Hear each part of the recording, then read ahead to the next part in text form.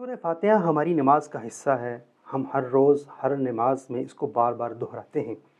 یہ نماز کے اندر ہمیں عبادت کے اصول سکھا رہی ہوتی ہے۔ عبادت کے 3 اصول ہیں۔ پہلا اصول محبت ہے۔ جب انسان الحمدللہ رب العالمین کہتا ہے تو اس کا دل اللہ کی محبت سے بھر جاتا ہے کہ میرا رب تو وہ ہے کہ جو مجھے پال رہا ہے، ہر نعمت دے رہا ہے، مجھے نواز رہا ہے۔ تو یہ اللہ کی محبت میں اضافہ کرتی ہے۔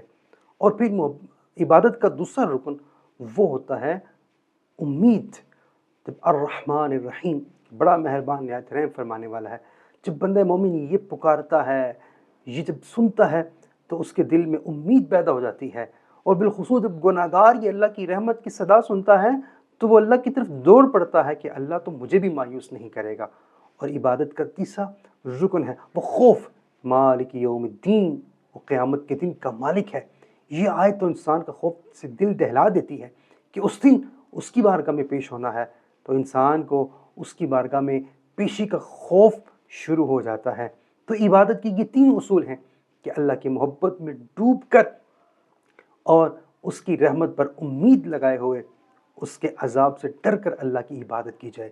یہ 3 اصول اپنی زندگی میں اپنائیے تاکہ آپ کی عبادت میں بھی اخلاص پیدا ہو۔